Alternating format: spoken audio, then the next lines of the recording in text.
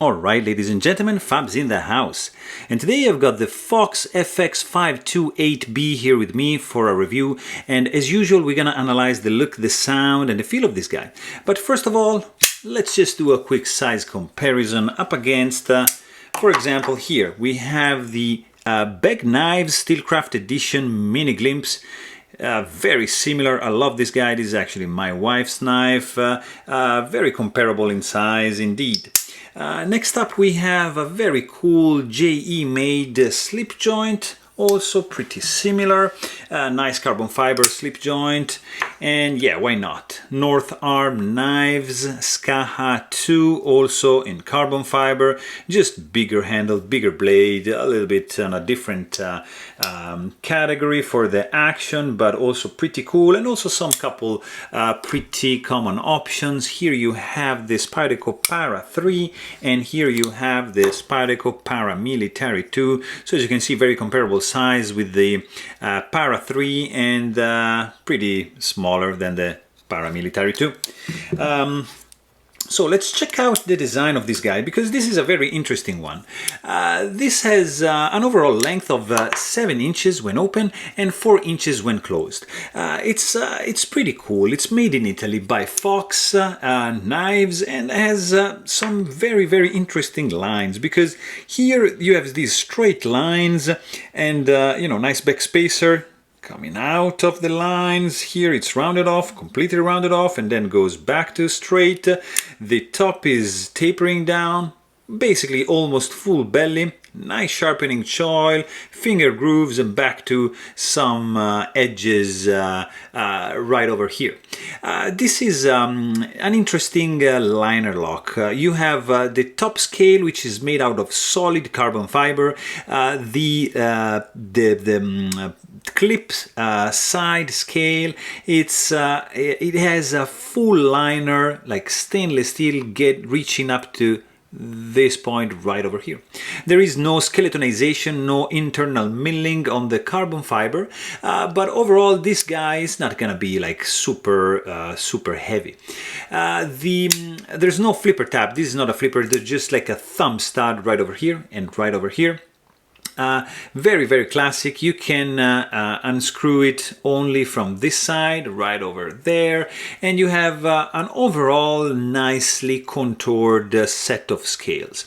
The carbon fiber, it's a very good quality one, as you can see, nicely done. There are no voids, and the surface, I don't know if you can appreciate it, has some very finely milled grooves, which are giving a very interesting texture to the overall scale. So very nice. There is no chamfering going on the inside. It's only rounded off here on the outside. The titanium backspacer, it has a bronze anodization. It's sticking out in order to give you this lanyard hole where you can attach some pretty sick lanyard bead going on. Check this out. It's very interesting. It's nicely geared and chamfered as well, and it has a nice interesting color. I appreciate this little touch right over there. This is a liner lock. Stainless liner, full up against the here. Very nice and early lockup. It's pretty solid, guys. The disassembly of this guy is gonna be super easy. I'm not gonna do it because this is a piece that it's on a loan by a mysterious and really generous collector who lended me also the Chris Reeve knives collection. Please check out that insane video. There's some sick stuff. This is like a T8 Torx bit screw. These are two T6. It's going to be pretty straightforward to disassemble and take care of this guy internally if you need to clean it up. The pocket clip is a 3D milled titanium pocket clip. The spring tension is not that much, so it's pretty, it's not that strong, but the problem is that the clip ramp is very short, so you're not going to be able to like lift it like this. You have just to jam the end of the of your pocket like right into that in order to just slide it in. So it's not ideal, but it's still it's all right. I mean, it's still functional. The pocket clip is not reversible, therefore this guy is not ambidextrous. This is like a 3-inch long blade. It's made out of Elmax steel. I don't know if you can see it, maybe. Yeah, right over here. Yeah, it's faded out a little bit, but this is Elmax, trust me. It has a nice satin, directional satin finish going on with polished flats. Stock thickness is relatively thin, guys. So, for example, if you check it out up against, this is a paramilitary 2, you see which one is gonna be the best slicer. The tip is pretty strong, but check out the stock thickness. So this is a full flat grind. This is not, because you have a little bit of flat right over there. So yeah, I mean, it's not the end of the world, but it's kind of on the thick side. The tip is gonna be pretty thick. You have basically almost belly, almost full belly, kind of like up to here. So I would say 70%, 80%, and then you have just a straight plain edge up to the sharpening choil, which reveals, like if you check right over here, that this guy, it's a little bit thick behind the edge. It's not the thinness. It's not gonna be the best slicer, but it's gonna be absolutely robust.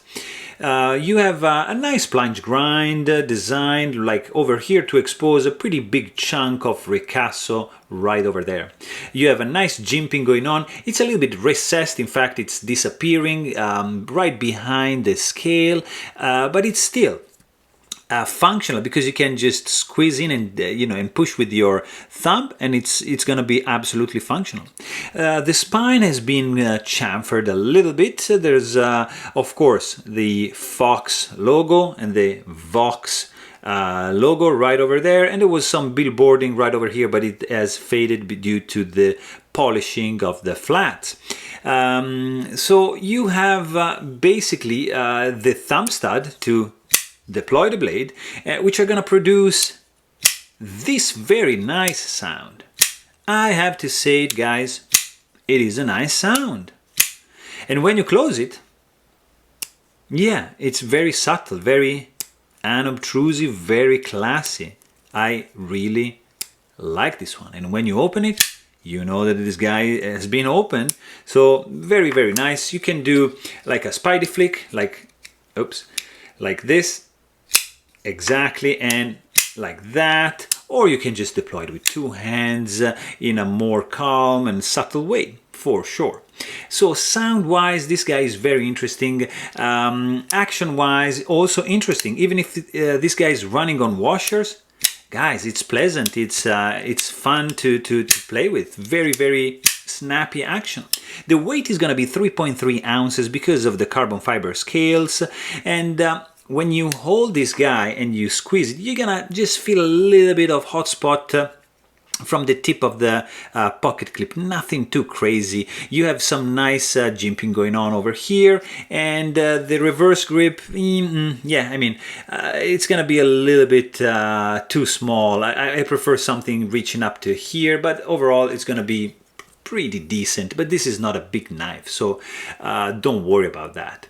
It feels overall very solid because the carbon fiber scales are solid. They are not milled out, so there's no flex whatsoever into the handle, and the overall texture is going to be pretty smooth because of the nature of the milling, of the 3D milling of this scales. Nicely contoured, absolutely.